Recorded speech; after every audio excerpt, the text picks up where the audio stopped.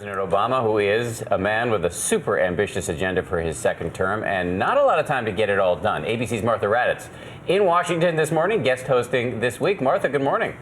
Good morning, Dan. Hey, good morning, Martha. Great to see you. Well, one of the priorities the president has on his agenda, obviously immigration reform. He's taking it up on Tuesday. Can he get this done? Well, we'll have to see. We've also got this bipartisan group of senators coming up with a plan as well, and they will probably present that plan this week. We'll be talking to Senator John McCain, Senator Bob Menendez. They're working together on this plan.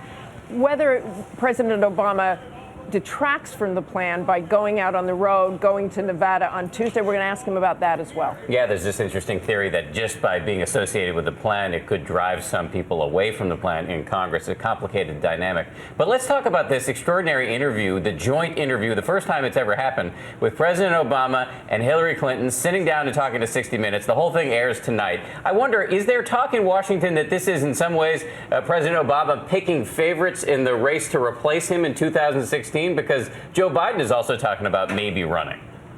That's right. And, you know, Joe Biden isn't sitting right next to the president in that interview. I don't think President Obama has ever done an interview sitting next to anybody but his wife. So you bet there's a lot of talk about that, and we'll talk to our House Roundtable about that. You even heard Hillary Clinton say that this is a surprise. Who would have thought 4 years ago that they would be sitting together and being so close? Very interesting. Also this week, confirmation hearings for the president's defense secretary choice, Chuck Hagel, begin.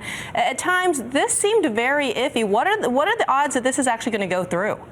Well, I think the chances are very good that this will go through. He's had a series of meetings, including with Senator McCain, trying to work out differences, trying to basically say what they want to hear, I think, and explain his positions further. They had some controversy over Israel, over Iran. We're going to ask Senator McCain about that this morning and whether he would now vote for Chuck Hagel.